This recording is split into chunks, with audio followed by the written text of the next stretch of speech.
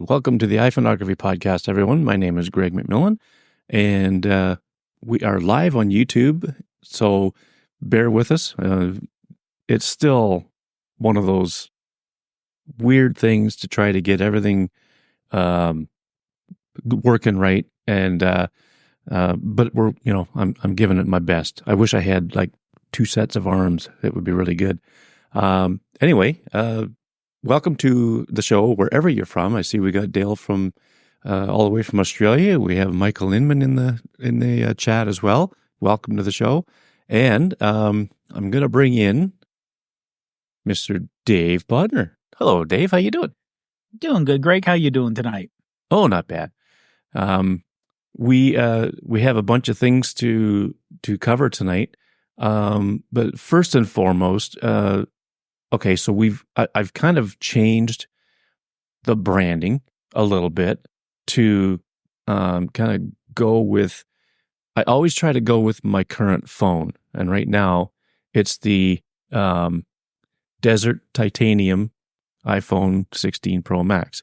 So the colors that I'm using, for the YouTube logo and the podcast logo are all going to eventually kind of change over to match that phone. And I just think it's kind of a quirky thing to do, but I kind of like it. When I still have the 15 Pro Max, but when that was my daily carrier, I had everything kind of matching that. And what I do is I go to the Apple website, I get a picture of the phone, and I use a color picker to try to get the exact colors. And maybe it's going a little too far, but I think it's kind of cool. And if you like it, you like it. Yeah. But the other big announcement we have is, and you saw a little bit of this last time, is that we have a new co-host. And we are welcoming to the show Mr. Dwight Broeman. Hey, Dwight. Hey, guys. Appreciate being here. Can you hear me okay? Yep. Yeah, not bad at all. Loud and clear. Yeah, thank you. It's an honor to be here and participate with you. Yeah, well, we're glad to have you because, when I put in the announcements for all this, we're having you on board brings a nice fresh look to the show, and you bring with you some interesting things like desktop editing and things like that, stuff that Dave and I don't really do a lot of. Mm-hmm. And I think that's a nice, refreshing change, and it's another avenue to go down that people can learn with. So, we're really happy to have you on board. Thank you. I really appreciate it. Yeah, I'm excited to dig in with you guys. Yeah, for sure. So we've had the iPhone 16 Pro Max for a few days now. I think you got yours on Friday as well, did you not? I did. Yeah. And we also have the same one. Is that correct? You got the Desert Titanium? I got the black one. Oh, you got the black one. Okay. Yeah. Now, Are how you guys does that hearing an look? echo on my side by any chance? Nope. No? Okay, good. Oh, you sound okay, good. yeah. I forget what they call that one, but yeah. I think it's just one. black titanium. Yeah. The desert one is beautiful, though. My son got that one, so it's nice. Yeah. So they said, I'm pretty sure they said in the announcement that the black titanium is a little darker than the previous one. Because I think they had a black titanium one before. But anyway, but it looks nice and, professional, I guess you could say. Yeah, it looks nice. Yeah. Cool. And what storage capacity? I went with the gig. Oh, really? Yeah, because I shoot a lot in the Pro Raw, and I have quite a big library that, or terabyte, I mean. Or is it gigabyte? No, it's a terabyte. Yeah, I knew what you meant. Terabyte. Yeah, terabyte. Yeah. And I was really excited about the new, and we'll get into that a little bit later, the 4K video, and I want to start learning some of that and shooting in log and a few other things. So I bit the bullet, and the price difference on a monthly basis was manageable, so I went for it. We'll see if I regret it. Yeah, really. Well, that's cool. Okay, so we're going to talk about our experiences with these, and I said in the like in the show notes for the YouTube video, and it's going to be the same thing when I post the podcast, that we're going to see if we can talk Dave into, or we'll see if our initial thoughts are enough to make Dave want to upgrade, because he'll be due for an upgrade within a few months here. And, but I mean, Dave, you're holding out for the 17, I think. So, Well, it's not a matter of holding out for the 17. It's a matter of, since Ruth has the 15 Pro Max, and October is my last payment on my current phone. So we are 6 weeks away. Would it make sense? Is there enough of a difference? A, and B, I just double checked Apple's website. They normally cut the trade-in value by $100. So like I would get, if I trade this one in now from Apple, not the carrier one, not the carrier thing, but the Apple will give me $400. If I had the 14, they give me $500. Oh, yeah. So I'm figuring next year they're only going to give me $300. So the question is, admittedly, that $100 will be spread over 3 years. So it's $3, because I finance it through the carrier for 3 years. Yeah. Dale, and Dale says if you sell it privately instead of a trade-in, you get probably twice as much. And he's probably right. Yeah. The only advantage is, and I know it locks me into the carrier till I pay it off. Like right now, if I trade this phone in and use the 3-year AT&T deal they have, the phone would only cost me $5.53 $5.53 a month. Yeah. So we're talking nothing in reality, Yeah. And Dave, where would you be coming from? Is that the 12 you have? 13 Pro Max. 13. Okay. Yeah. Well, if Ruth has the 15, and if she doesn't mind you playing around with it, then it's probably not that much of a jump. Now, if you did not have, like, if she didn't have the 15 Pro Max, yeah, like say she had like the 12 or whatever, yeah, and you're ready for an upgrade, it would definitely be a good move from the 13 Pro. Yeah, because because the 14 is when the 48 megapixel started, and that's the big thing right there. In my opinion, the 14 or the 48 megapixel sensor, that's the big change, the biggest change, I think. There's obviously, I think image quality gets a little better every year, even from the 15 to the 16, but I haven't done, which we will talk about. Yeah. Like I haven't done big time exclusive testing yet, but, I think it's a little better. But the other thing to think about is with the size change this year, where a lot of people went for the Max because it did have the 5X, where the Pro non-Max didn't have it. Well, now it's the same camera, it's the same phone, except for size and battery life. Yeah. And now that we're up to 6.3 inches, freedom units, then we don't have, the question is that big enough now for a lot of people? Is it, well, I like the 6.7, but 6.3, it's smaller, but are we too small? Is it a matter of, is it a better size? And I have to go to the store to actually get my hands on it to see and think, well, is this too big? Is this too small? What's going on here? Yeah, I'm not a big fan of the 5x zoom. I actually miss the 3x zoom. I don't find the image quality to be as good, in my opinion. What do you think about that, Greg? So the image quality in the 5x? Yeah, on the 5x zoom. I think it's, I think low light, it's horrible. Yeah, it's not as good in low light. The other day I took some.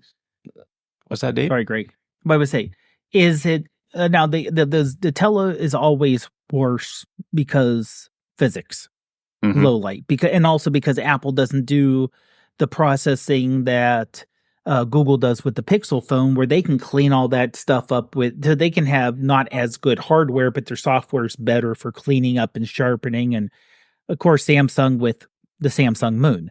But is because I mean, if you compare, let's say and I don't know if anyone's had a chance to do this. Let's say you had two 15s, one max, one non-max, and you compared the 3X to the 5X. So you're talking same generation, same chipset, same everything else. Is the low light really that worse between the 3 and the 5? I mean, it's going to get worse because anytime you zoom in, you have a longer zoom, you can't get as much light in. Yeah, I think, I haven't done the side by side on that, obviously, but I think the image quality too suffers a bit on the 5X lens. From what I've seen, I rarely shoot in that, and again, I'm an external lens. I'm a proponent of the external lens, so I'll put a reflex or a moment telephoto lens on my main camera and be much happier. Yeah, you just won't get the reach that the 5 times gives you, but yeah, I think it's, I think in brighter light, I think it's probably a little better.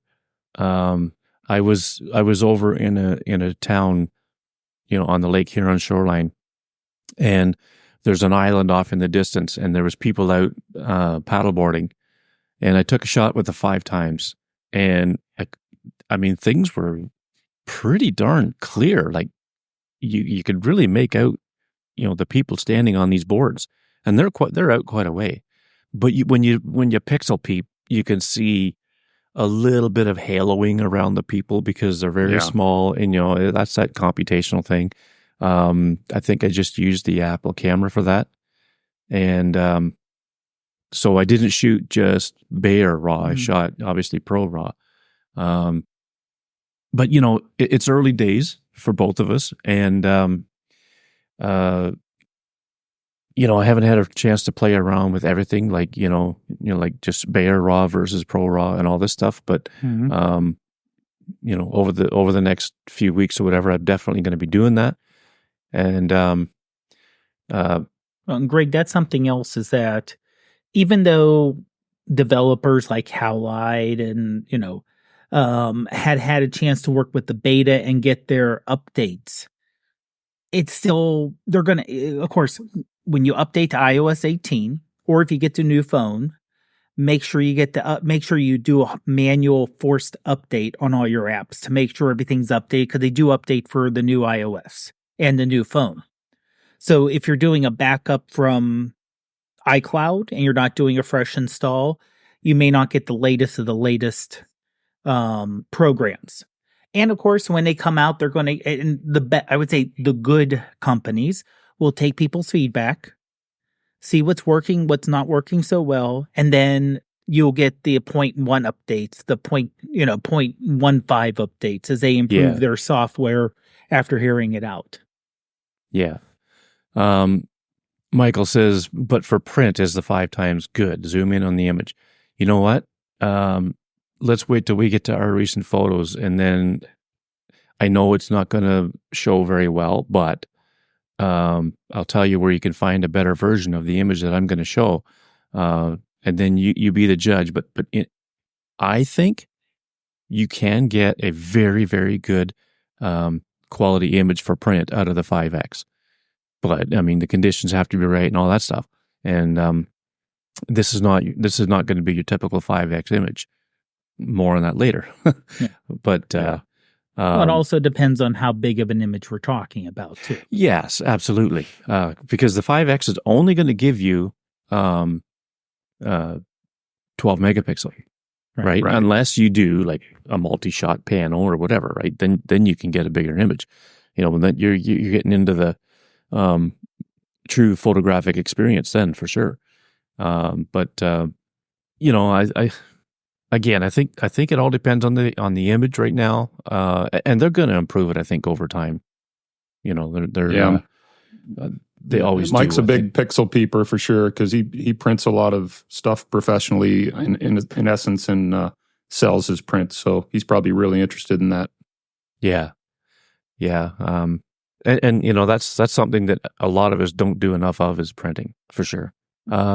So anything else that you notice about it, Dwight? We've only had it 3-4 days, so it's like it's early to tell too much. But anything else on the phone in general? Mind? Pardon? On the phone in general? Yeah, and the camera system. Yeah, I'm not a big fan of the side camera button. I'm going to have to camera control. I'm going to have to adjust the settings in accessibility, I think, to make it a little bit more sensitive, because I am getting some camera shake when I push it. I mean, it's really tough to not move your phone when you push that down. And honestly, I get what I need done a lot quicker just working on the screen. I'll leave that at that. I mean, there's some other things that I could talk about, but I didn't know if you guys had any comments relative to that. Have you had any experience with using that, Greg? I do have a third-party case that has a cutout. Maybe that has something to do with it, but I've actually taken the phone out of the case, and it's still a little bit wonky for me, touch-wise and stuff. And I'm not sure if you have to double tap it or hold it down, and then I'm taking photos. Maybe I just need to get used to it more. But I haven't determined the real value add yet there. Well, I haven't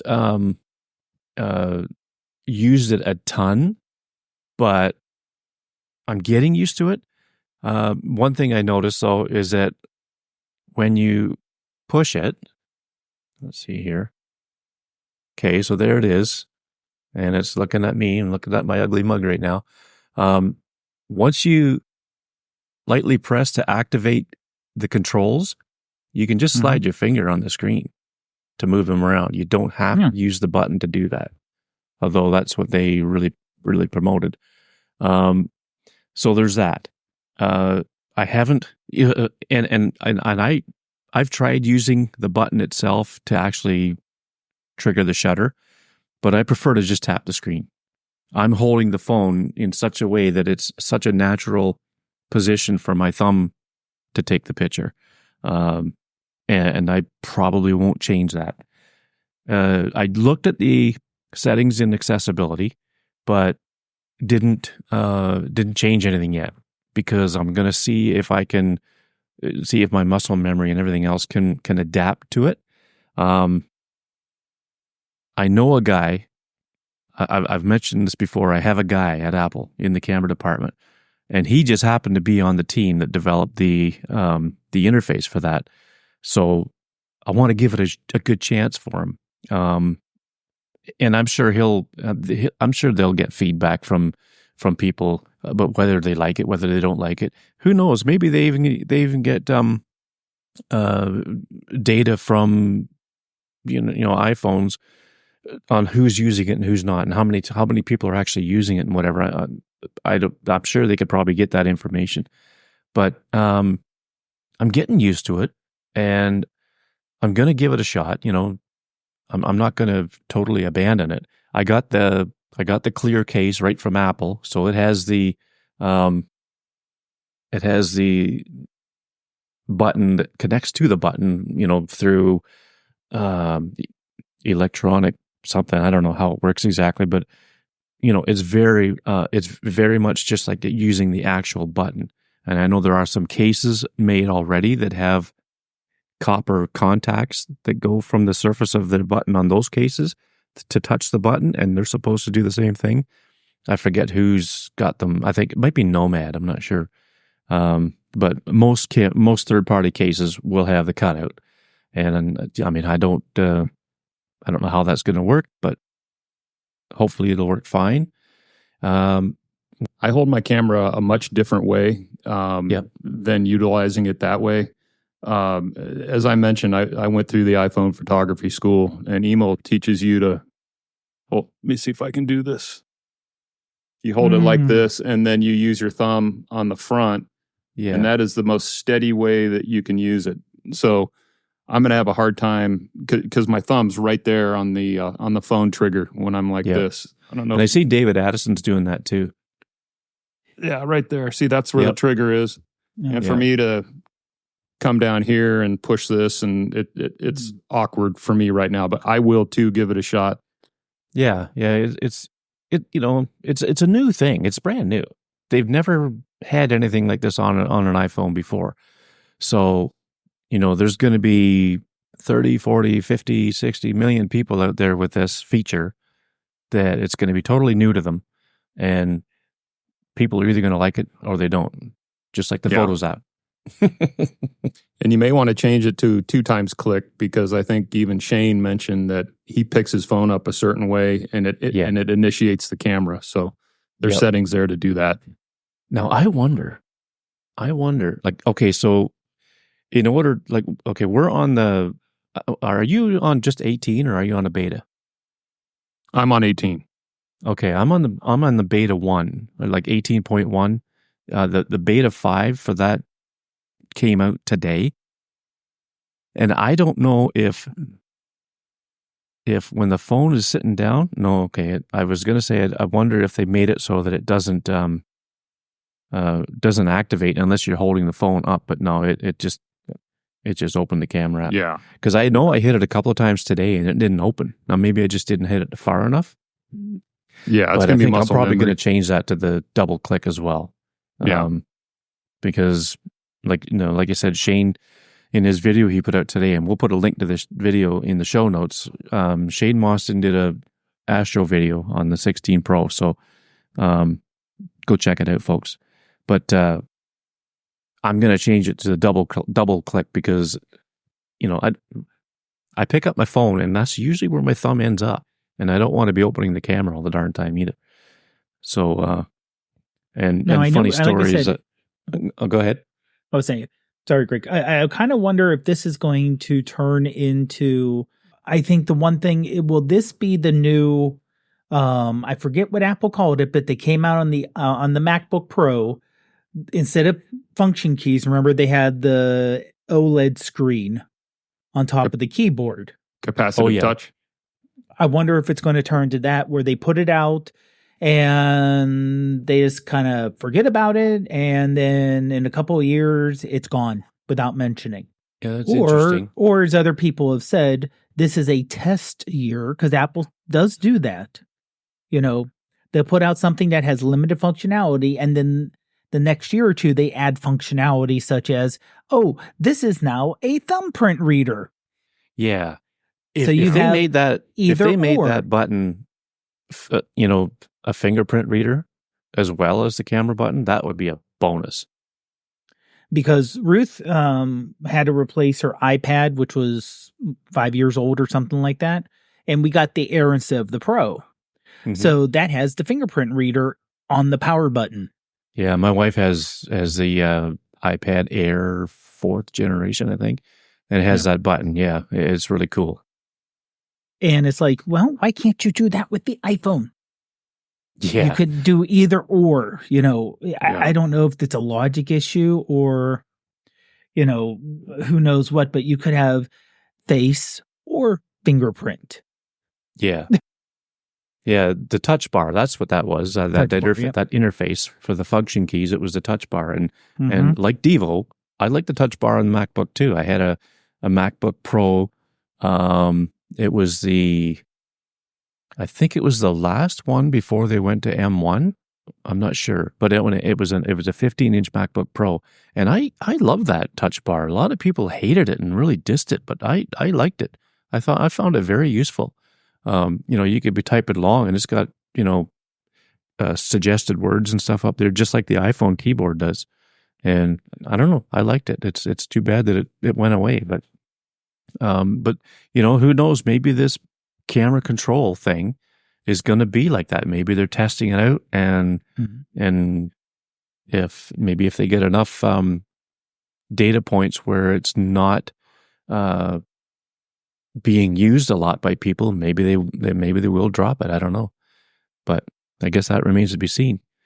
Ultra wide 48 megapixel. Dwight, any thoughts on that one? Yeah, you'll see one of those in one of my 2 pictures today, one of my photos that I'll be sharing. It wasn't bad, to be honest with you. Now, when I edited it, I did turn off the Pro Raw. I turned the slider all the way off, and then I built it up on my own. So, in fairness to a side-by-side test with Pro Raw versus that slider down, I haven't had a chance to do that. I'm really curious as to how that's going to look. If I'm going to use my phone right now, I have to shoot in Pro Raw or Hike or JPEG because Apple has not released the standard profiles yet for the Adobe linear profiles for the 16 and the 16 series phones. That's another show, but I won't start editing my raw photos until I have those profiles where I can create linear profiles as a starting point.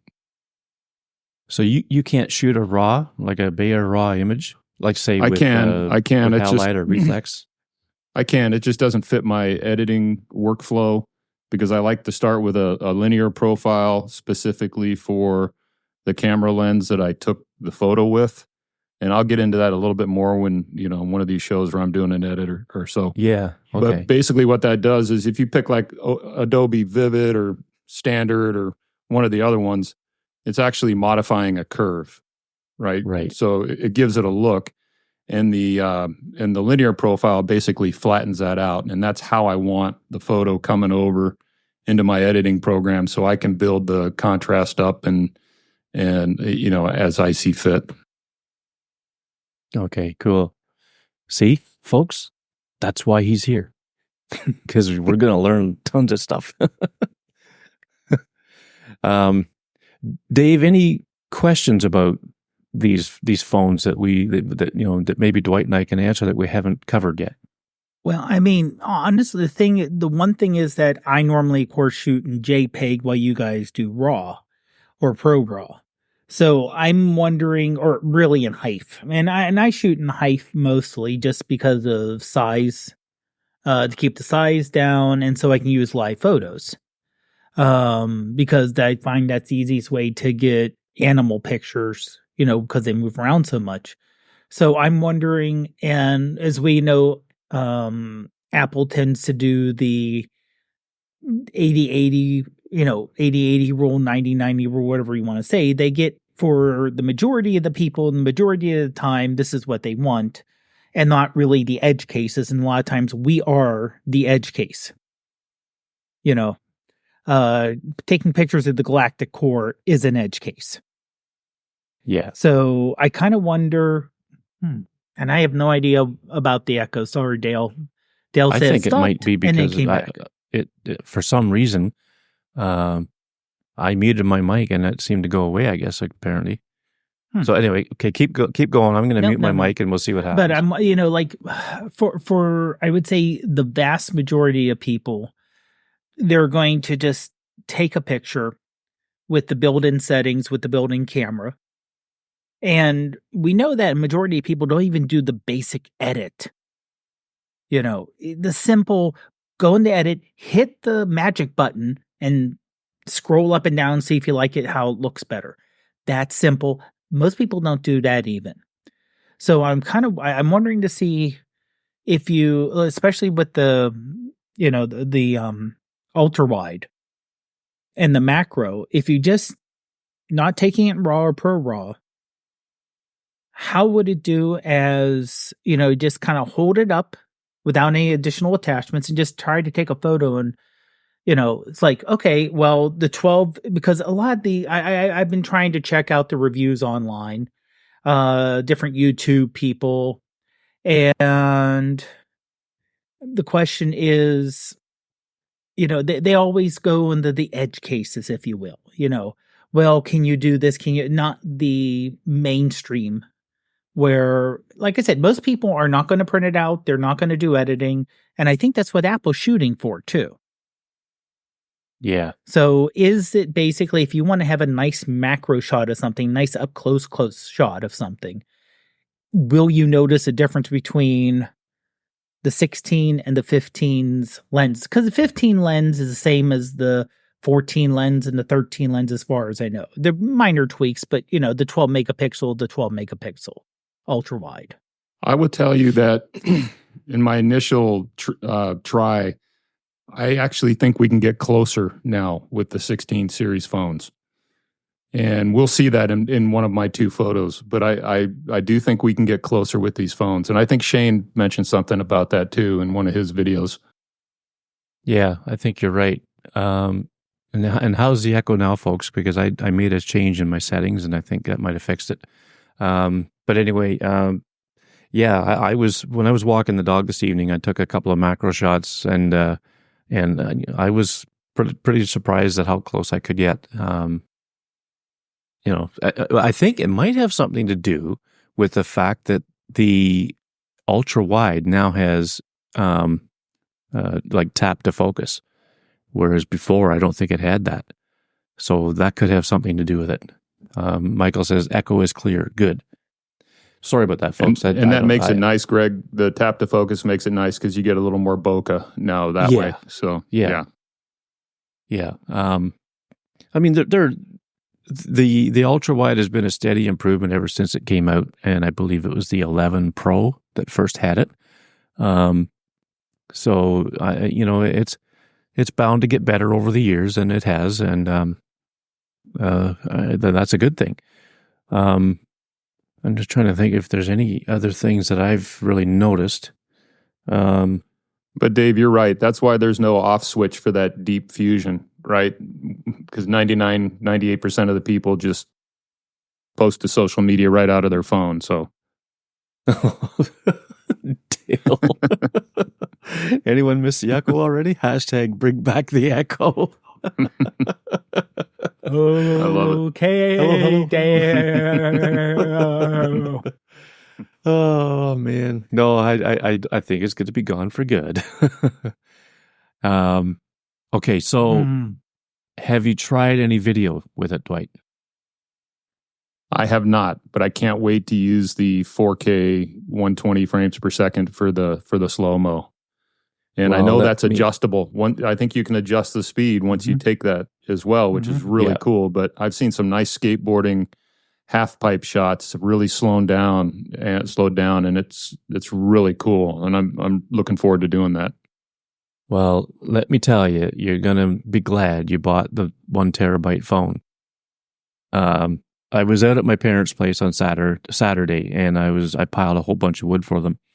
So after my body said, "Okay, that's it, you're done,"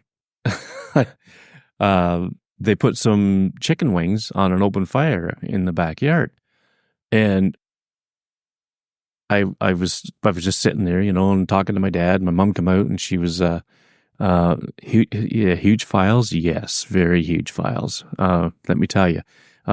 So I took a video in 4K 120, and I can't show it. Yeah, Devo says, I heard chicken wings. You sure did. I'm going to look up the video because it is a 34-second video, I think is what I trimmed it down to. And it is 250 megabytes. Wow. And that's not even ProRes. That's just a HEVC, I think it is. Yeah, HEVC, which is kind of like a hike, but for video. And 120 frames per second, 4K, HDR. And it's just a video of the fire pit.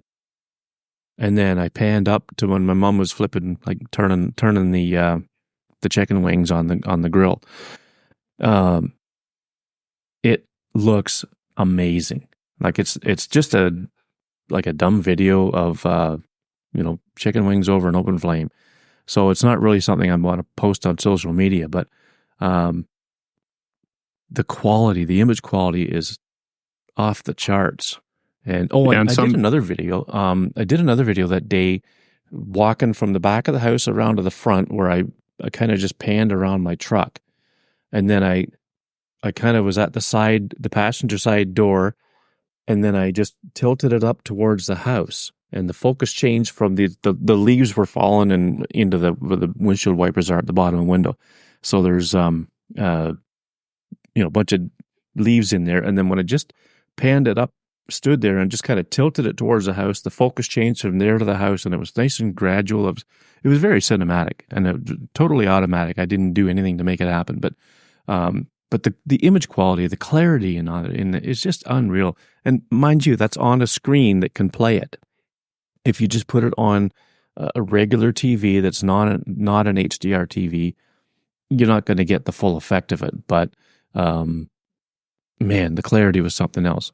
But they're big files, for sure. You can record to an external drive, I think, if you want. Mm-hmm. Yeah, via USB-C. Yeah. Now, would you go ProRes? ProRes. It's automatic, right? It says a log. I think you have to. Yeah, but when you're recording just like non-ProRes, can you change that to go to the external drive? I'm not sure. I'll check that out. Yeah, you should be able to, I would think, but that'd be good to know. Yeah. Well, when you were saying about the 5X, now just testing with Roots 15, if you do 5X in action mode, just because of how stable it makes it, and if you can get far enough away from a subject, let's say you're shooting a statue or something like that, it almost looks three-dimensional. Just because it focuses and it holds the image of that of your subject so well, but the back kind of moves around it. And it looks so good. And also, Greg, you gotta remember, people pay a lot of money for product shots of basically chicken wings on a grill. If you think, well, I'm kind of serious. If you're a small business, and you don't have a large budget for putting stuff on the web, even putting stuff on your homepage or putting things on social media, if you can get a nice slow motion shot, and like there's a barbecue place around a mile or so away from our house, and they're literally, it's a single place. It's one, it isn't a chain. It isn't anything else. It's just, a small little neighborhood place, but on their website or on their social media, if they can get a shot, like that slow motion shot of something on the barbecue, kind of slow as you're taking it off the barbecue and you're putting it, and you're getting that shot with the phone, and you're putting that out there, you're basically and my one friend, Michael Sorg, who I do Awesome Casts with and who I do occasionally Wrestling Mayhem show. He shoots, as part of his job, both SAE International Collegiate Design Series stuff and professional wrestling. And he, of course, has, professional cameras, but he uses the iPhone for video, B-roll, whatever. And I think he's getting the 16 Pro Max. I don't think he has it yet, but I can see him using, especially for these collegiate design where it's like the Baja or Formula, basically Baja Formula cars that students build, and doing that in cinematic or slow motion as they're going around the course or going airborne, especially the Baja cars when they're going over the hills, they're going airborne, or through the water hazards they occasionally have. Doing that on the iPhone would be great. And like I said, putting it in slow motion and 4K would be great. Yeah. A couple of the YouTubers seen a couple of videos where they think that the microphones are so good in these 16 Pro series that they almost don't need a Bluetooth microphone because you have the different settings that you can also set your voice to, and it sounds pretty good. It is pretty cool.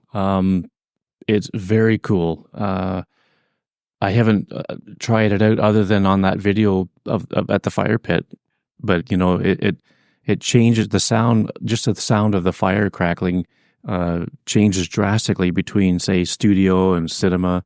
And when I just started the video, my dad had said something, and he was sitting to the left of me, and I took it from standard to in frame, and although you could still hear him because he was like right beside me, you could still hear what he said, but it really toned it down like a lot.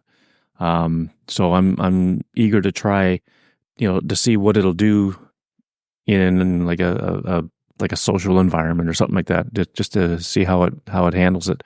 But yeah, and the wind noise reduction, that's something I haven't tried yet to, see how it works. But that's something that drives me nuts when you're recording video and you get that stupid wind noise. But yes, you're late, Shane, but g'day. How you doing? And yes, Shane, we've already plugged your video, so it's going to be in the show notes.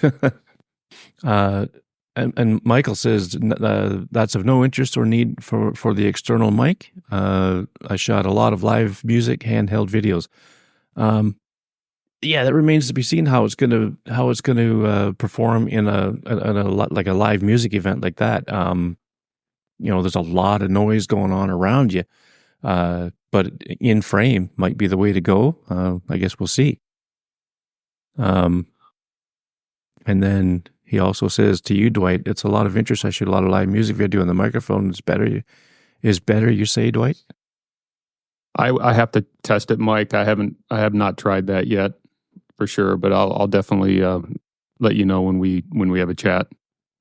Yeah, and Shane, you've tried this maybe a little bit more than I have or than Dwight has. Just real quick in the chat, if you can, put down your experience of it, because I know you've tried it a little bit, and it's not flawless. He says that was quick. Conditions matter for sure. It's pretty bloody impressive, though. Yeah, that is cool. So I mean, there's some pretty good changes to these phones, even compared to the 15 Pro, and now. Somebody might say, well, if I have the 15 Pro Max, why the hell did I buy the 16 Pro Max? Well, it's because of this show. It's in order to talk about it, I kind of have to have it. Shane, he's in the same boat with his YouTube channel. If you want to be relevant, you gotta have it. Now, I also say that, knowing full well that wasn't in the past. In the past, I didn't do that. I was on a 2-year cycle, but I've kind of made a deal with myself that until I retire, I'm going to do my darndest to get a new one every year. Hey, when I retire, I'll have a pretty good arsenal of phones, hopefully. Actually, if I do get the new one next year, I'll probably trade in the 15 Pro Max and keep the 16. But it's, I'm blessed to be able to do that, I guess I could say. It's not something that I was able to do in the past, and now that I'm able to do it, I'm going to give it a shot and see what happens. But if I wasn't doing this podcast, I'm almost certain I wouldn't have had the 15. I would have still had the 14 till this year, or if I had the 15, I wouldn't have the 16 this year. That's almost a guarantee. But because up here in Canada, these things are bloody expensive, and I think it's even worse in Australia. I've got Greg, have you had a chance to play with the photographic styles yet? A little bit. Apparently they shine in when you have pictures of people. Something I don't get a lot of pictures of, and that's people. Unless my grandson's around, then I'll take all kinds of pictures of them. But I've played around with it a little bit. So if you shoot in Hive, you have access to that on the desktop in the native editor. And I've gotten some, I'm a firm believer in color grading your photos, at the end, just to put an artistic feel to it if you want. Not everybody has to do it. But that square represents, in the vertical, is the brightness. So at the bottom, it's completely dark, and at the top, it's bright. And to the left is unsaturated and to the right is fully saturated, and that dot on the standard, I think, defaults in the middle. Then you go through the styles, and then that dot moves. I've actually played around with it a little bit, and I've got some pretty nice little cinematic color grades just playing around with it. I had a little bit of fun. Well, that's interesting. Yeah, like I haven't played around with it a ton. Maybe because I just haven't taken the right picture that I think might be, make it worthwhile playing around with it. We're into the leaves are starting to change here, and that could be a prime case for using that feature right there. Yeah, it won't work on ProRAW or JPEG. It has to be HEIF. Yeah. Well, I mean, as soon as you activate the picture styles too, I mean, it automatically changes to that format. Yeah, which is a good thing. So, I used to get so mad at myself. This is kind of a bit of a tangent, but I used to get so mad at myself when I was out, say, whether I was doing Astro or whatever I was doing, and I would forget to put on ProRAW. It would just be on like HEIF Max or JPEG Max or whatever. And then actually it was Dale in the chat room here, Dale Lotherington, who said, well, create a shortcut, put a shortcut in an automation actually, where as soon as you open the camera app, you have a pop-up that says turn on RAW. So I did that. And it was a blessing because, and actually you can make it say anything you want. So I had it say, turn on RAW, idiot. So every time I opened the camera app, that's what popped up. And I've actually disabled it now because that's the first thing I do is I look at that raw max switch or whatever, and I make sure it is where I want it to be. So, thank you, Dale, for that tip. It really, really worked because it was, I bet you 2 months I probably had it on there, and they say it only takes 28 days to make a habit. So, it became a habit to look up in that corner and make sure that button was where I wanted it to be. So that's cool. Shane says, I suspect the majority of people will not use the styles. How many people use the ones that started with the 14, or maybe it was a 13? Yeah, I'm not sure when the photographic styles started. And I'm not sure if it was a phone thing or an iOS thing when it started.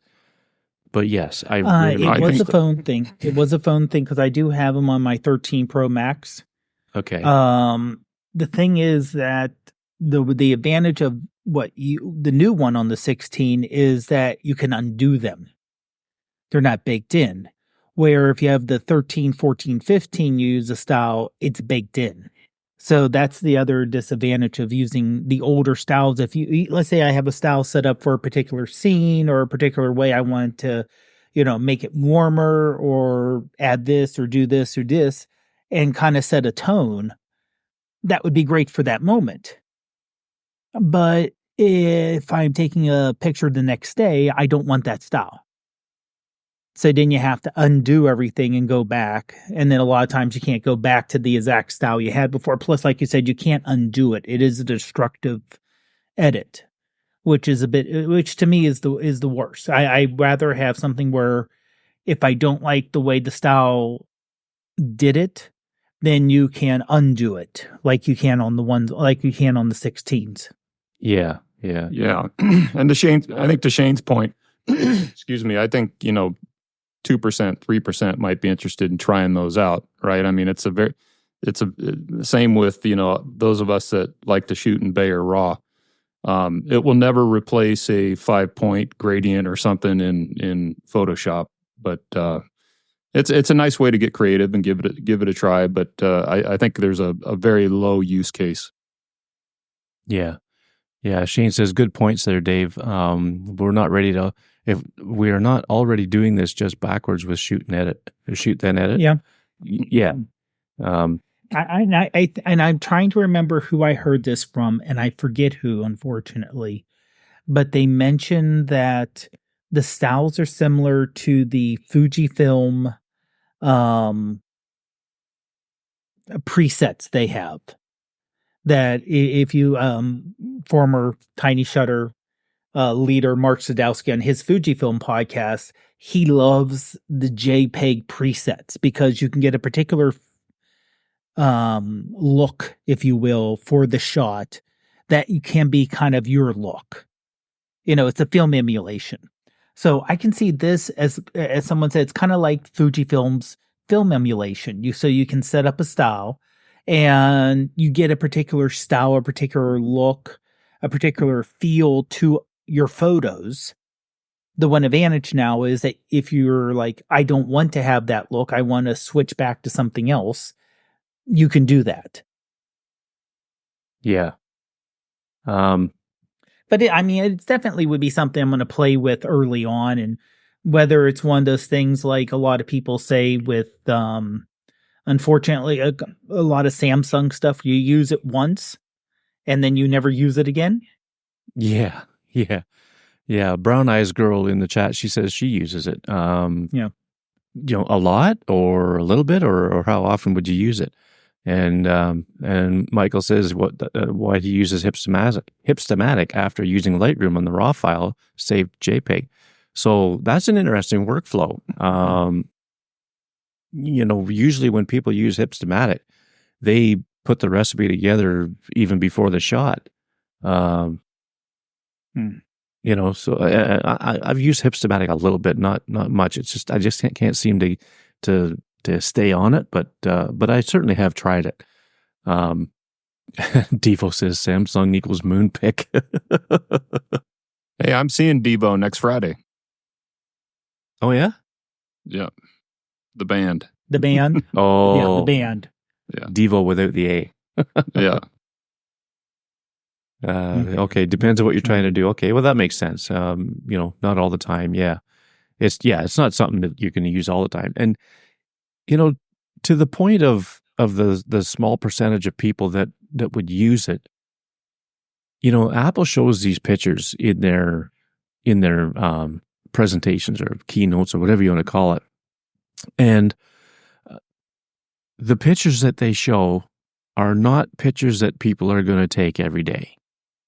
But at least not many. There's going to be a very small number of people that could take pictures like that all the time. Generally, I would think, people who shoot, take pictures of models or whatever.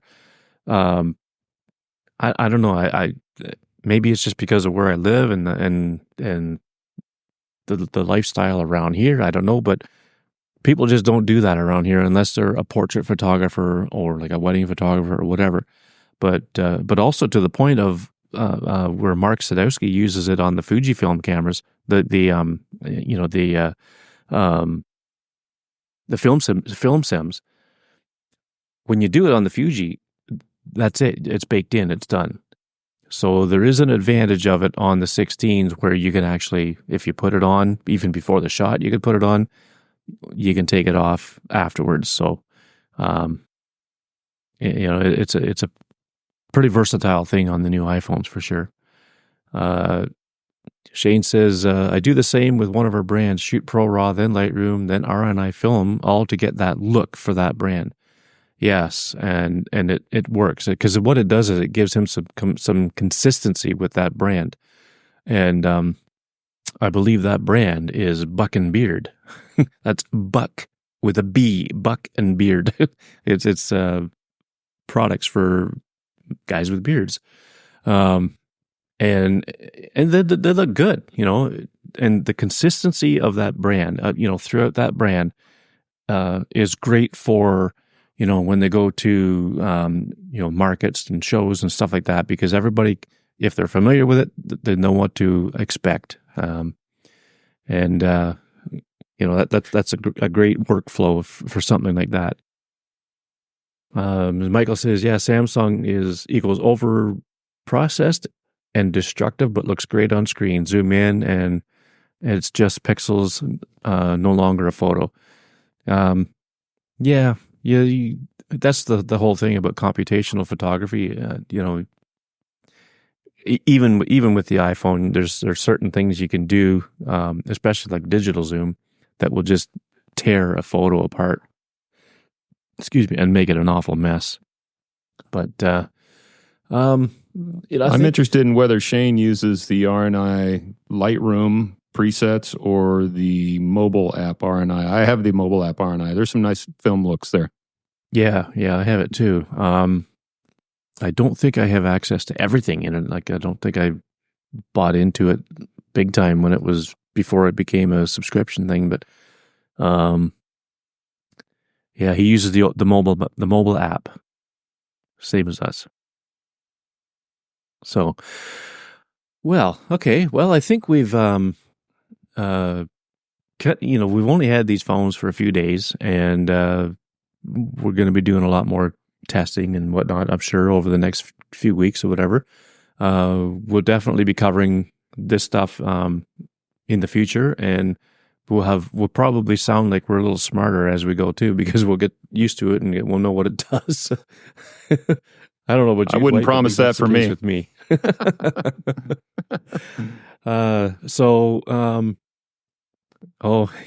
Okay. So this is kind of off topic, but so Shane, Dale, and Devo in the chat here, and Scott Baker, he was around here at one time. I don't know if he's still here or not, but anyway, those 4 guys and myself are in. Where's the one I was looking for? There it is. We're in this iMessage chat for. We're all admins in Shane's Bloody Legends Facebook group. Link in the show notes. And we talk about just about anything and everything except the Facebook group at times. And so most of us, I think, are on the beta, if not all of us. And so we always try out these new things and whatnot. And stickers in iMessage, it's a real fun thing. And Shane says he's having a heck of a time getting them to work. So if anybody in the chat room is on the beta, have you had any issues with the stickers in iMessage? Myself, I don't think I've had too much trouble with it. I think I could still put them in. Shane, did you get the update that came out yesterday? Maybe that fixed it. I don't know. I'd be curious to know. And he says he found a Reddit thread. Seems like it's fairly widespread.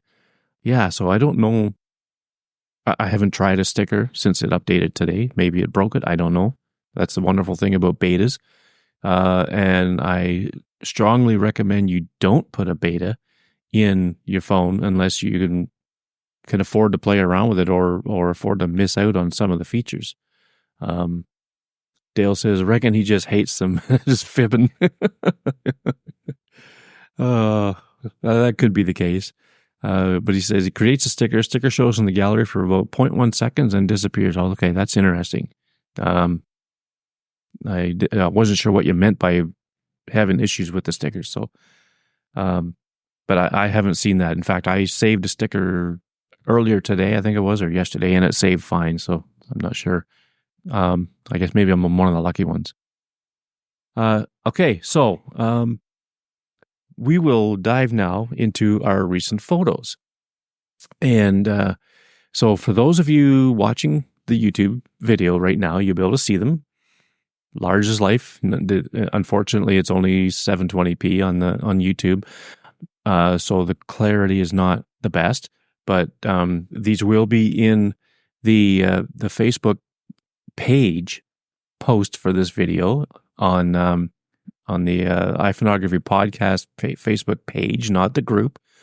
And Facebook will probably crunch them a bit. But anyway, I'm going to put them on the screen, but also for those of you who are listening to the podcast in your podcast player, this does not work on Spotify, but it does work in the Apple Podcast, Overcast, Pocket Cast, some of the big players in the podcast player game. You'll be able to see them on your screen as we talk about them. So without further ado, I've got these in order. We're going to start with you, Dwight, then we'll go Dave and me, and then we'll go through that order again. And we'll just kind of talk about them for a minute and see what we can come up with. And Dave, of course, whoever's image is up there, the other guys will give their input and 2 cents worth. Okay, so we'll start with this one, Dwight. Okay, hoping that renders just a little bit. So this is a Mission San Juan Capistrano down here in San Juan Capistrano, and back in the 1800s, that church actually collapsed during a ceremony. It was kind of a big ordeal, but anyway, this was the 0.5 in Pro Max or Pro Raw, sorry. And the first thing I did is I do all my editing in Photoshop, but when Photoshop will bring a DNG file into Adobe Camera Raw, which is a Lightroom equivalent inside of Photoshop, and I turn the amount slider of Pro Raw all the way to 0, which really flattened it out. I don't know what it did to the curve, but that's how I kind of used it, and then brought it into Photoshop and built up the tonal values from that point. So, I brought up the midtones and in the sky and in the foreground. So this is really kind of my first shot with the ultra wide in Pro Max, and I think I did autocorrect for vertical. And then a couple things I think on the outside were a little bit fringe, so I brought back some of that detail in post. But I think it looks okay. Yeah. The colors are vibrant. So obviously, if you dialed back the tone map, then you've obviously did some color correction, or with saturation and vibrance, and I think the iPhone does the best job of rendering the sky, the color of the sky. Maybe I'm a little biased because that's what I use, but I just find when I see comparison photos of other, Samsung, Huawei, whatever, I just find the sky in those cameras just doesn't render in a really realistic way. Yeah, I didn't touch the any hue saturation in this at all. I just brought up the midtones, contrast, and really? it built the colors up. So, yeah, I mean it doesn't look too bad. What do you think, Dave? No, it's I just love the flowers in the foreground too. Just adding that little pop of color, like you said, it just balanced so nicely, and it honestly, it's one of those shots where it's a tourist shot, and I mean that in the best way. It's one of those shots where you could see this on a cover saying, "Come visit us," type thing. Mm-hmm. Oh yeah. Yeah, it definitely isn't a unique perspective of this. This is a highly photographed perspective. Oh yeah. Yeah. Brown eyes girl in the chat says she would have brought up the green a little more. Is it fairly realistic to what you remember now, or would that have been maybe something to consider? I think that's fair. I wouldn't want to bring the green up in the background on that bush in the background with the lighter tones. I think maybe she wants to maybe bring up the darker green values, maybe lighten them a bit, and yeah, that makes sense. And I do have a vignette over this thing, and I tried to protect some of the darkest darks with a feature in Photoshop that I won't go through now. I might have taken some of that out. So yeah, no, I'm always open to suggestions. Yeah. And we'll also say that I'm comparing the image that I'm seeing on my screen in YouTube versus the image I have on my phone, and the image on the phone is brighter than what I see on YouTube. Yeah, this does not look like what I sent you guys. No, but that's YouTube. That's compression. That's going through, and that's something to remember is the StreamYard.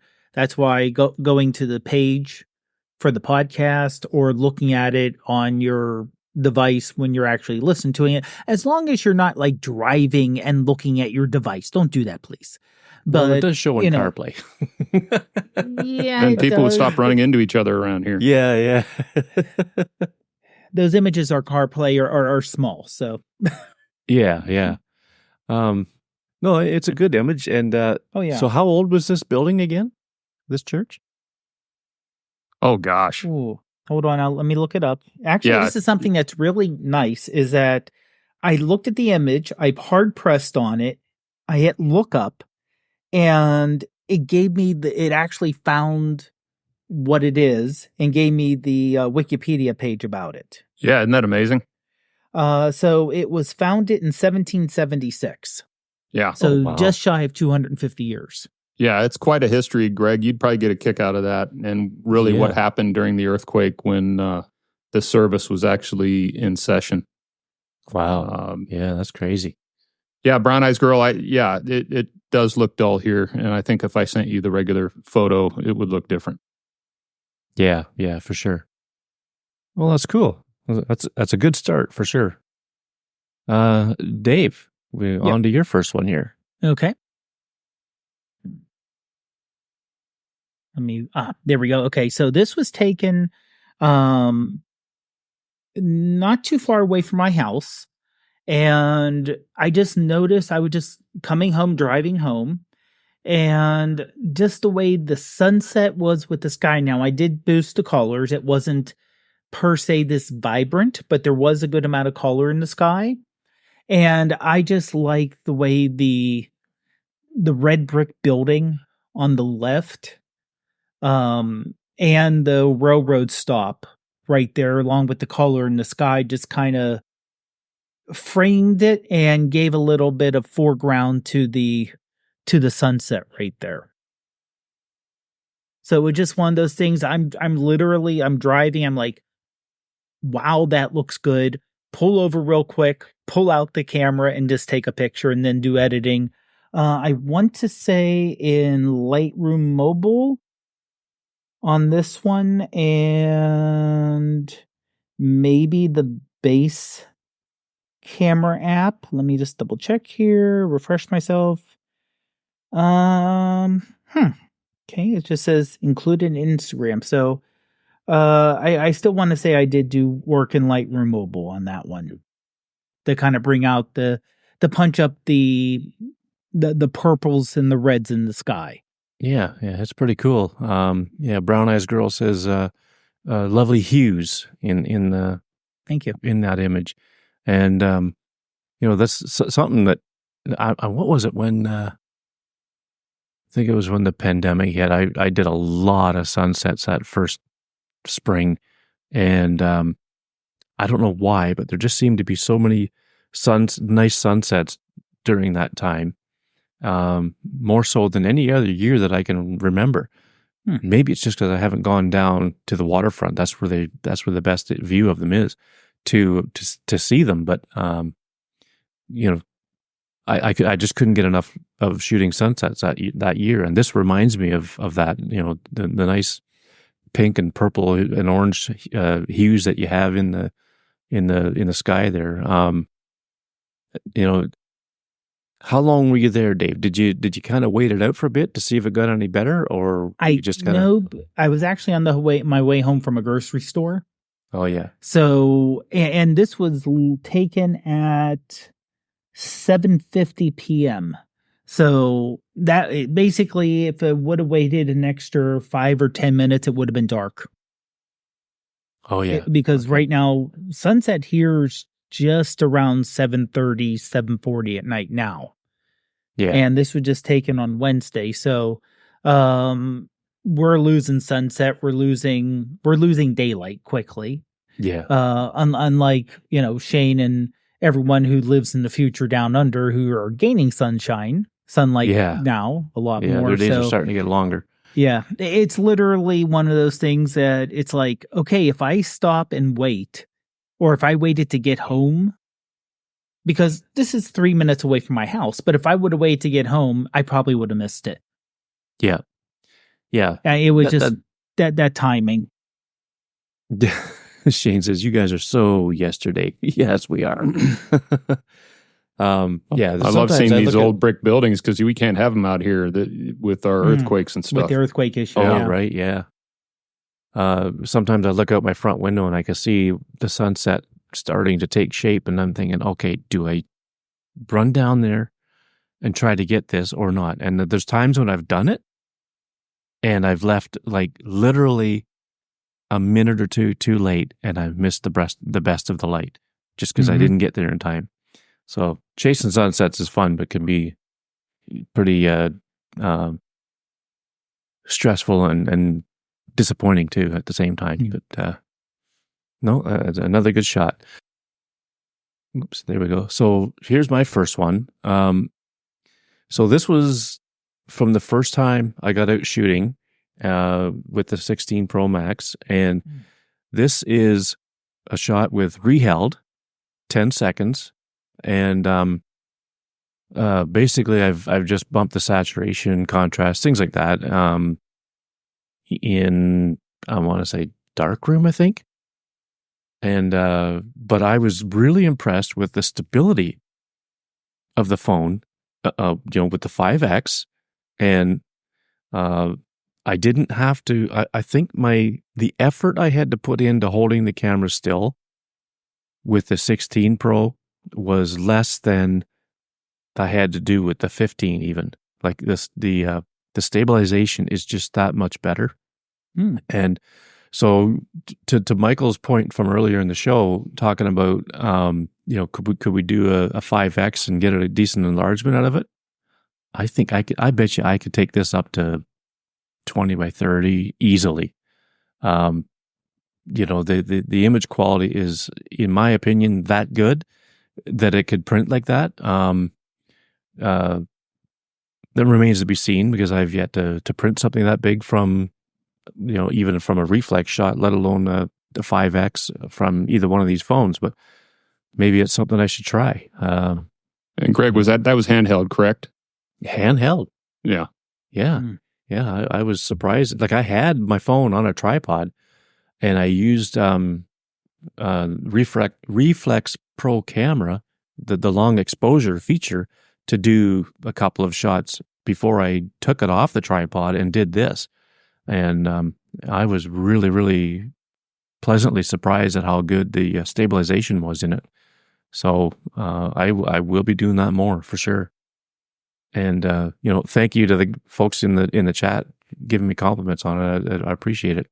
But yeah, I think it's print worthy. The quality, not just because it's my image or what it is, but I think if you get a decent picture with the 5X in the 16 Pro, I think you're able to get a print no problem at all.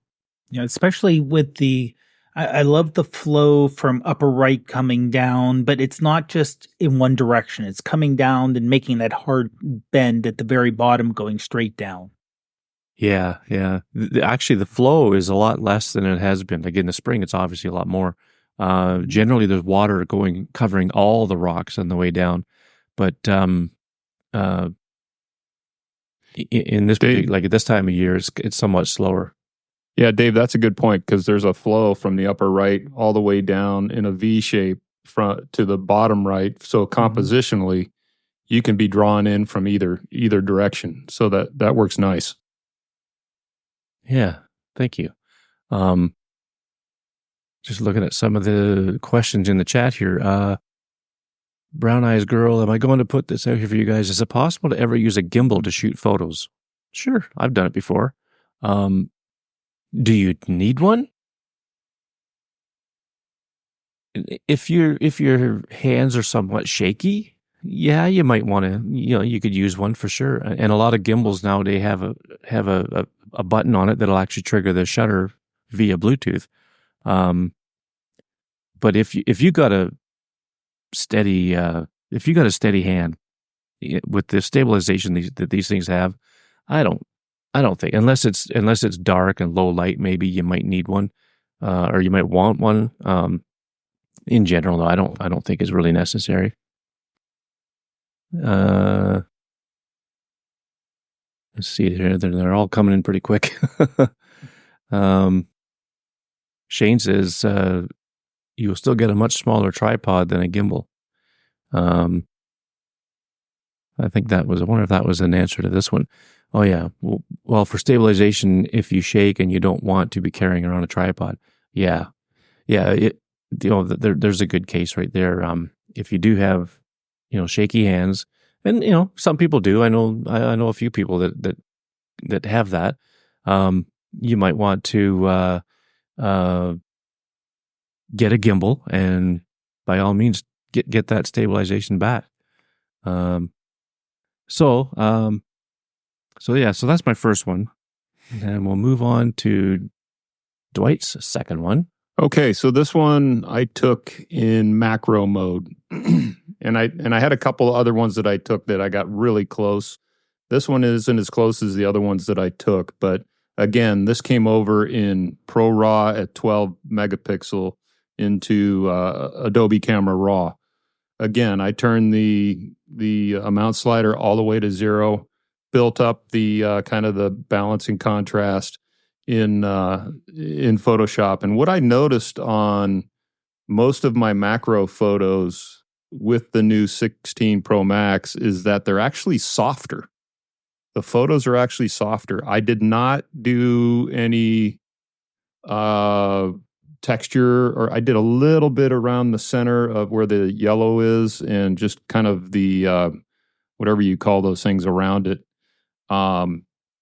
The Pro Raw did make the image a little bit dull. If you look in the upper left-hand corner, the whole image kind of looked like that around the perimeter. So what I did was I went back into Adobe Camera Raw and created a light source with a radial gradient, just up the exposure a little bit, added some warmth just to bring the sun back into the scene and give it just a little bit of reality. But yeah, this is kind of my first day trying out the new macro, and Greg, it did have the touch to focus, and you can see I got some decent bokeh in the background there, some blur. Mm-hmm. Now, did you notice that the background, like when you took that tone map down, did it change much? Like, it got really dull, and but as far as that most people wouldn't want to work with it. I didn't hit. Did I hit auto after I did that? No, I didn't. You can't do auto after you turn it all the way down. It gets real wonky. So no, I turned it down. Then I had to completely develop it in Photoshop. But yeah, it looked horrible. Oh yeah. Okay. Yeah, because I just wondered if it took away a lot of the over-processed look. That's one thing I don't know. If I take that slider off, if I take the amount all the way down, does that take all of the deep fusion out of it? See, I don't know the answer to that question. Yeah, I don't know if it takes it 100%, to be honest with you. I'm not sure. So what I'm noticing with the Pro Raw, and Brown Eyes Girl also mentioned, we're seeing stuff that's a little bit more dull here, and that's why I prefer to shoot in Bayer Raw myself, and then start with that linear profile. Pictures come out a lot better. Did you have to do any sharpening at all, or did you? I didn't want to because I didn't want to because it made the leaves look too veiny, if you will, and it looked unnatural.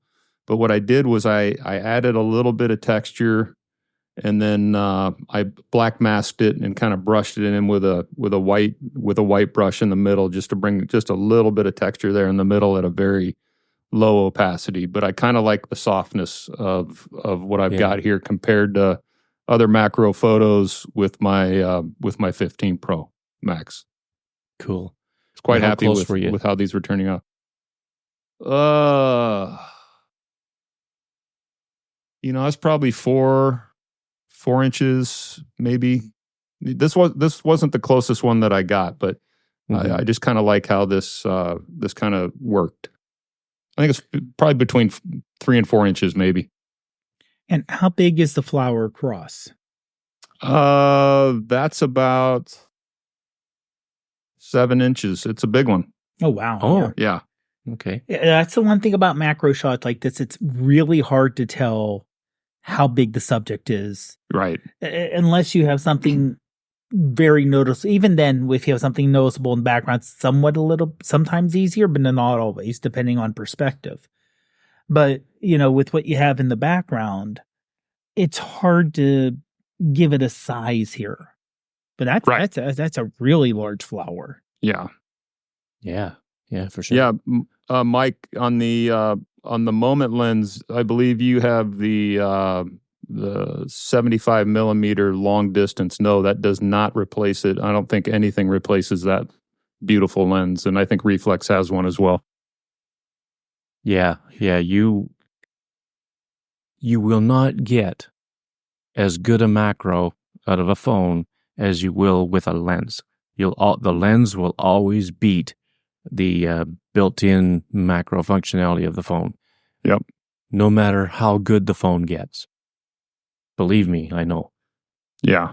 Yeah, and this was just to kind of showcase what I was able to get out of the new macro 16 Pro Max. Normally I would probably use a long range macro for this and not worry about capturing too much more of that the pond lily or whatever it is. I would want to get more into the details into the center. Well, the biggest difference is the bokeh, like the depth, like the depth of field. Mm-hmm. So the phone, the built-in macro of a phone will try to give you a lot more depth of field. It's just what the processing does, and it's it's physics. Dave's mentioned that many a time about the physics of these lenses and stuff. And with the lenses, they give you such a shallow depth of field that in a shot like this, you're going to want to probably focus on, I'm just going to put the actual photo in front of me here. You're probably going to want to focus on these yellow little petals in here, or on these pink ones right in front of that yellow. Exactly. Because that's where the center of attention is. And then that plane of focus will highlight, some of these other ones that are kind of in line with that.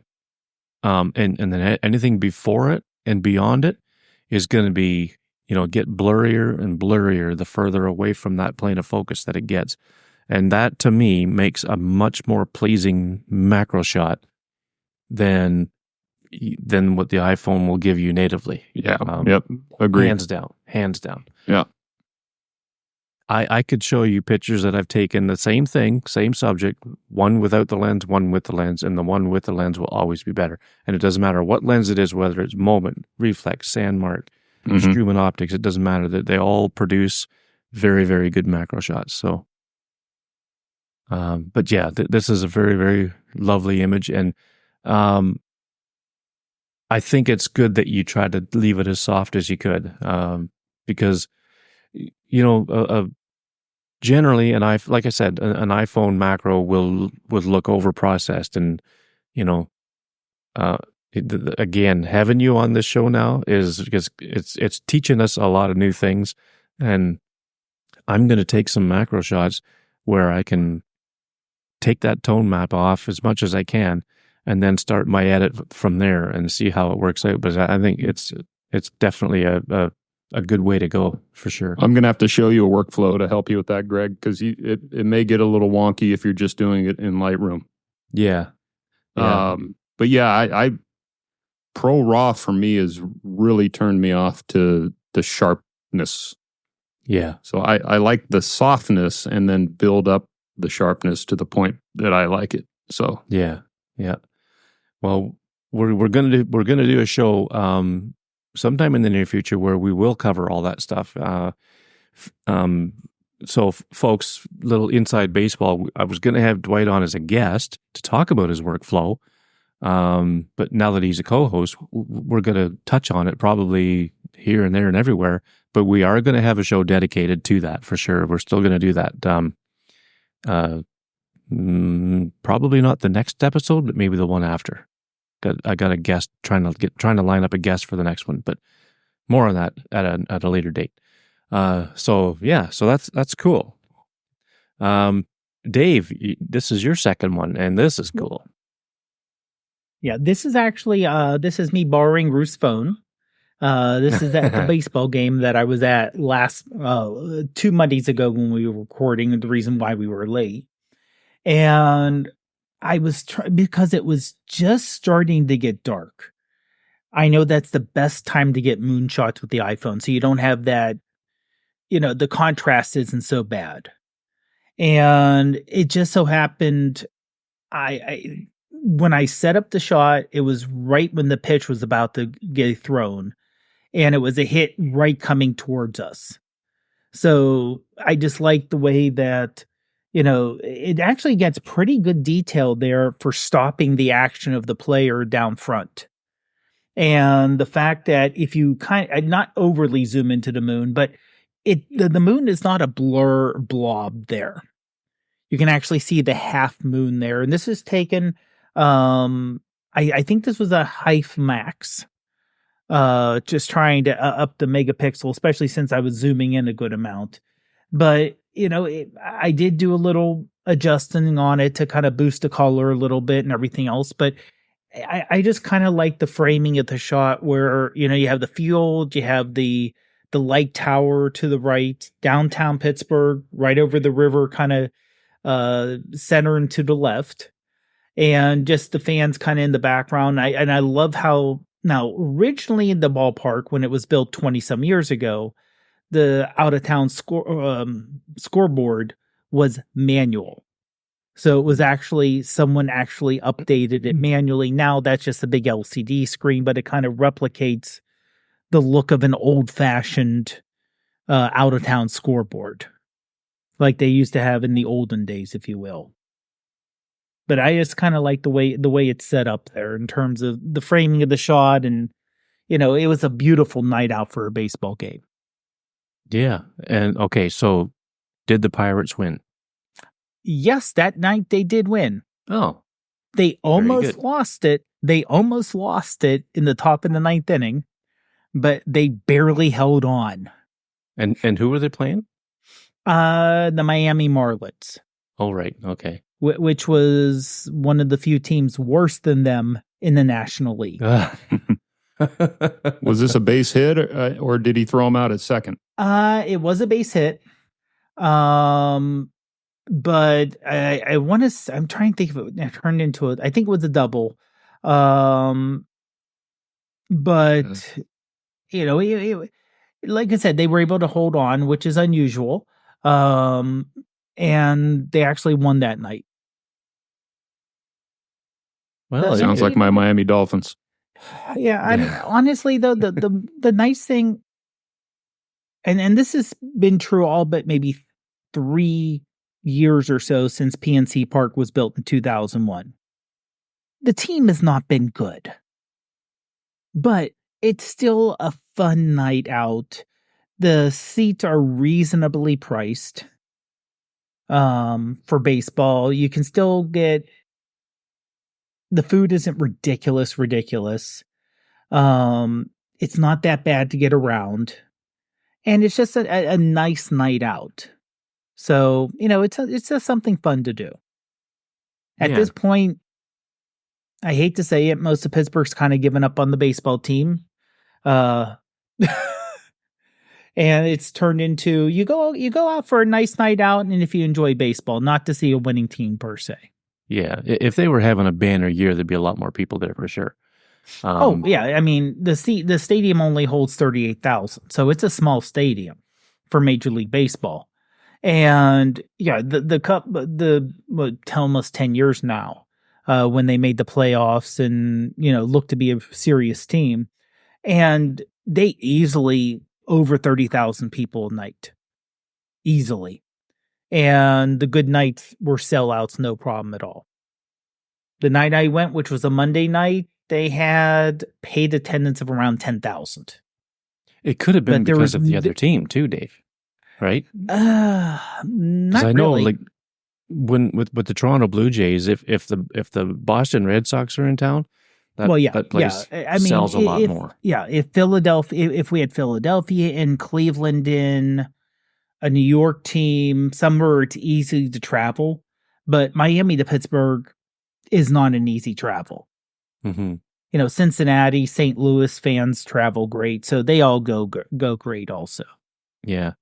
Well, I mean, the camera captured it nicely. Like plenty of detail everywhere. Like you can make out the people in the stands across the field. You could see on the scoreboard that Toronto was tied 0-0 in the second, and they probably went on to lose because they sucked this year. But no, I mean, it did a good job of freezing the action for sure. And, a great shot for sure.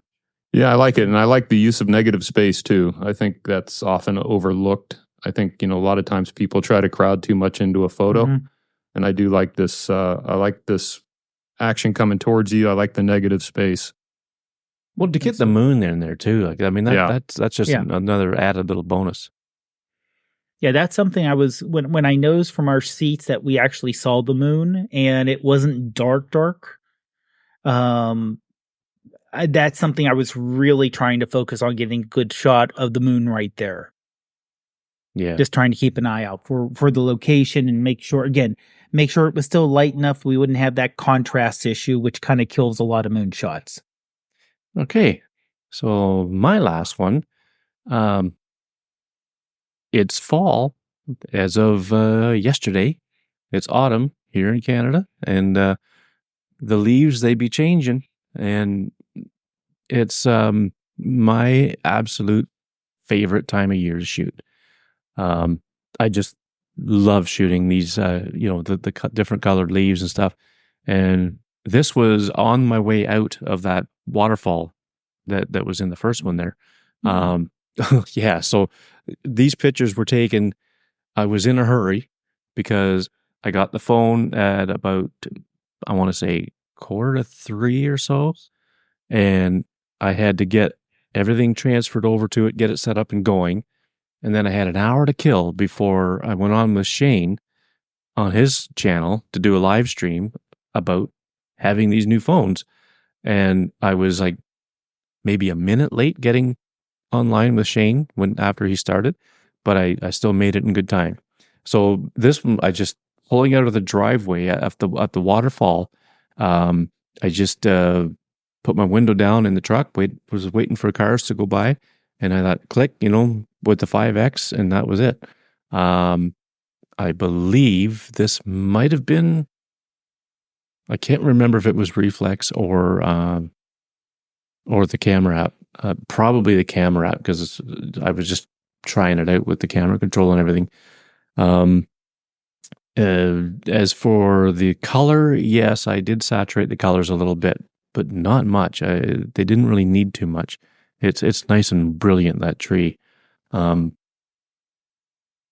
I like the balance between the leaves that have turned and the ones that have yet to turn. I think there's a neat balance between the two. Yeah, every fall I seem to get that, with a maple tree, and I really like that balance. I like the, it's a kind of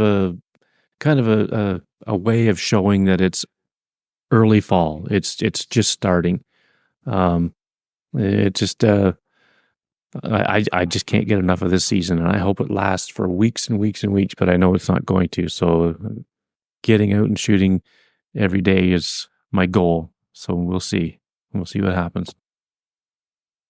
Hope we don't see snow for you too soon, Greg. Well, last year we got some snow on Halloween, but it was gone the next day, and it was like a big wet snow. Like it was just really thick on the trees. I got some beautiful shots, but it was really wet and heavy. I got drenched because every time I got out of the truck to, take pictures of something, it was coming down. It was coming down pretty good. Although a lot of the pictures don't show it. Some of them do. Some of the ones later on in the night, you can actually see the snow coming down. But it was just like big flakes of really heavy, wet snow, and they were sticking to the trees, and it made for some great shots. Some of the probably one of the best pictures I've ever taken was taken that night, and it was while it was still daylight. It wasn't quite dark yet, and I was really happy with how it turned out. But I do love fall. I love the fall season. Hey, Greg, one thing we didn't mention tonight, I don't think, is the new sensor on the main camera lens. I believe the processor brings the information in a lot quicker. And I guess I don't know how, and this is the deep fusion. I don't know how that changes the quality of the photo, but something maybe you can test between the 15 Pro Max and the 16 Pro Max. Maybe it's catching more detail, maybe it's catching more color. I don't know, but I hear that could have some type of an effect on the photo. Yeah, they're calling it. They don't even call it the main camera in this one now. They call it the fusion camera. Fusion camera, yeah. So what it's doing is it's taken the 48 megapixels to capture detail, and then it's taking the bin, and it's amazing to me how it does this. But it's taking the binned 12 megapixel image that captures it for the light, and it's fusing them together to come up with it. And this is a typical like a hike image. It's fusing them together to make a 24 megapixel image that is supposed to be, nice and bright and with a lot of detail. That's the best I can recall it from the keynote. To see how that compares to the 15 Pro Max, I'm really eager to find out. And one of these days, like I've got a little notepad that I bought just to do these kind of things. And one of these days I'm going to take that stupid thing with me so I can write down the situation and the settings and all this stuff. I mean, I got the metadata, but it's going to force me to slow down and, really think about what I'm doing. I'm looking forward to that kind of testing. Yeah, I think Shane did something with his Astro between the two different cameras. The ISO changed, and I don't know if it had something to do with that. But yeah, that's something to look at. Yeah, the 16 Pro had a lower ISO than the 15 did. So I'm sure there's, like the image signal processor is bound to be better, just as it does every year. Or they wouldn't say this is the best iPhone we've ever made, and there's the guys in the Bloody Legend admin group chat that we have. A lot of them will probably say incredible and incredible times too, harking back to last year's announcement for the iPhone 15. They used the word incredible. I don't know how many times, like 30 some odd times probably in that whole keynote thing. And we were looking for the catchphrases for this year. Nobody could really pin down one thing because they kind of changed it up. So, but yeah, I mean, the difference between the two, I don't know how noticeable it's going to be, but also to get back to the point about the 15, or the 5X, sorry, and the quality. I tend to think that this particular shot, because it was an overcast day, it wasn't exactly bright. I tend to think that maybe it was of lesser quality than I would have got with the 15 Pro Max. Out of the it'd be good to check that out for sure. Yeah. I'm gonna be using the tripod, like I say, to help slow me down and get some of these shots, and hopefully without moving it, I can get shot for shot exactly the same composition and everything else for a really, really good comparison. But yeah, it'll be interesting to see how that goes.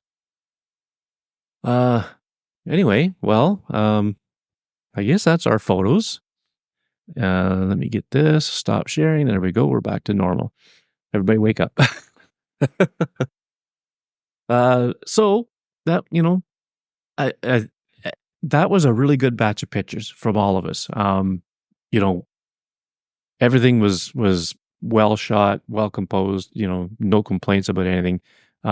Dave, I kind of missed your wild and crazy edits, but maybe we'll see some more of them some other time. That's for sure. Yeah. Oh yeah. Yeah. I mean, I figured that this weekend I do have an event that will be downtown Pittsburgh and various places around Pittsburgh. So I'm going to get lots of photos and see how things turn out that way. Cool.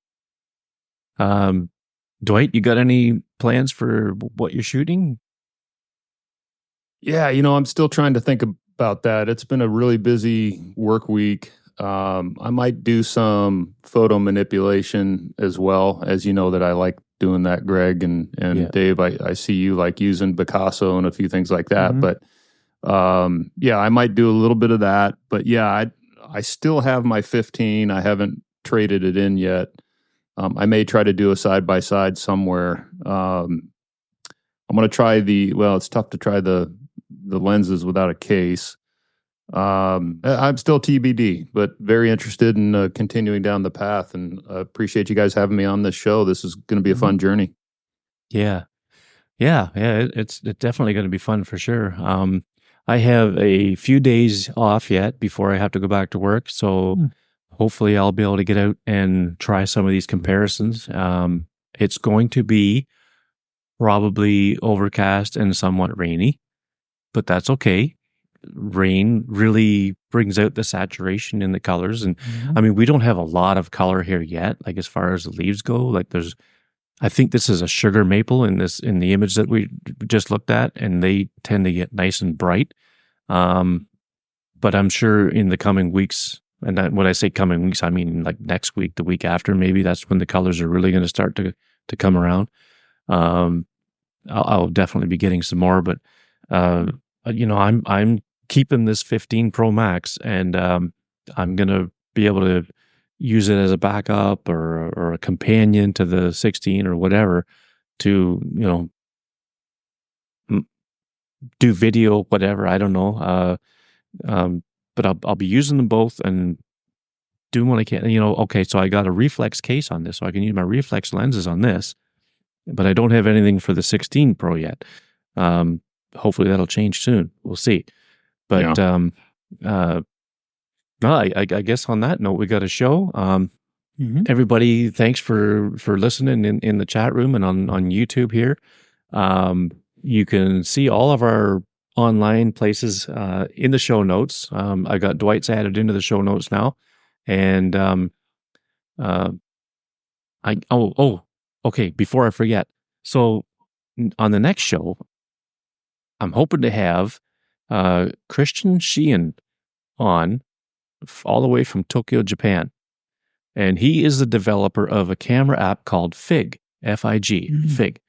And it is, it was only available in test flight to try out the beta, and it only worked on the iOS 18 beta. So now it should be available to, I don't know if you can get in on the beta anymore or what. I don't know, maybe it's in the App Store now. Can you give it a quick check, Dave, and see if he's released it yet? It's called Fig Camera. Yeah. And this app is pretty cool in that you can shoot ProRAW. You can shoot in Process Zero, like you get with Halide from running it through the image lab within Halide. I don't see it. I don't see it yet either, Greg. Okay, he's probably not released it yet then. And I don't know what his timeline is for it. I'm hoping to find that out. But you could also customize your shooting settings, kind of like I don't want to say like hipstamatic or something, but let's see here. Where is it? Now, can you shoot in 48 megapixel, maintain that without processing? Like as if you were doing the Process Zero thing on the Fig app, the new one. Yeah. Okay, so you got RAW, you got Beta RAW, you got Pro RAW, you've got Natural, which is a gentle highlight roll off when overexposing, a single capture. This is the one that's kind of like Process Zero, narrow dynamic range and some noise. So I found these shots to be very much like a Process Zero shot. And then you've got Standard Pro, which is gentle highlight roll off when overexposing, wide dynamic range, reduced sharpening. And then you've got Standard, which is a familiar iPhone look, which is basically like an iPhone JPEG or hike. Oh, I'd love to check that out. Then you can go into customizing. So you can set the capture format, the save format. You can toggle on or off gentle overexposure. The raw conversion, you can have it set to standard, linear, or custom. And I can't wait to have him on so he can explain what all these do and what they mean. Noise reduction. Oh, he's talking about profiles there. Pardon? He's talking about profiles there. That's going to be really interesting. Yeah. Yeah. And you can adjust the luminance noise reduction, the color noise reduction, contrast, saturation, and vibrance. All these things you can set and make a preset for shooting. And man, I think that the guy's really onto something here for sure. So I can't wait to have him on. So it's called Fig Camera. He's on Threads. What is his username on Threads? Because this is how I found him. Because on Threads, that's where he, I think that's where he steered me or directed me to the link for the beta. Yeah, just shoot it over when you get it. I'd love to check it out. Yeah. If you don't mind. Yeah. Anyway, once I find it, I'll put it in the show notes. And it'll be interesting to see when that comes out of beta and becomes available in the App Store for sure. Cool. But yeah, it only works on iOS 18. So, and iOS 18 works on everything as far back as the 10s Max. So, it's not an Apple Intelligence thing. It's just I guess he developed it for 18 and onward because he didn't want to have to worry about working on it now and then changing it as soon as it comes out, type of thing. So, but anyway, okay. Well, thanks, guys. It's been a good show and can't wait for the next one. So, I guess we'll see everybody next time. Sounds good. Be safe, everyone. Have a good one, everyone. Take care.